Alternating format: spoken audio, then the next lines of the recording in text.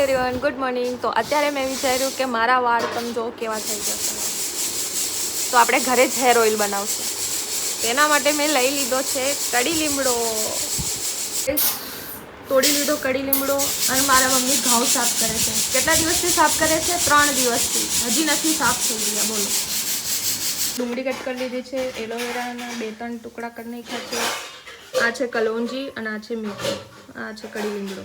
નાનકડી એવી તપેલી લઈ લેવાની અને આ છે આપણું કોકોનટ ઓઇલ, જે અત્યારે આપણે ગરમ કરવા નાખી દઈશું.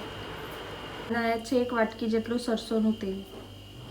એ ગરમ થઈ ગયું છે. હવે આપણે એમાં ડુંગળી નાખી દઈશું. ડુંગળી જ્યાં સુધી લાલ નહીં થઈ જાય ને ત્યાં સુધી એને થોડીક ચડવા દઈશું. તો જો ગાઈસ, ડુંગળીનો કલર હાવ ચેન્જ થઈ ગયો છે. આમાં કોઈ ડુંગળી જો આમ ફૂલી ગઈ છે.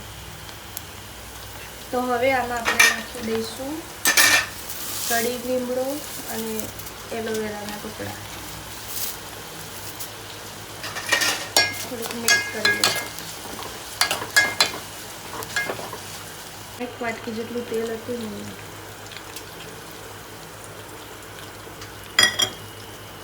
આ છે કલોંજી, જે મેં 1 ચમચી લીધી છે.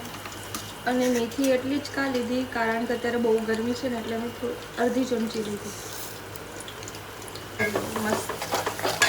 પછી આ જ્યાં સુધી કાળું ન થઈ જાય ને ત્યાં લગી તમારે આવી રીતે ઉતારી લેવાનું. પછી આ ઠંડુ થઈ જાય ને પછી ચાળણીથી એને ચાળી લેવાનું. જો કેવું થઈ ગયું.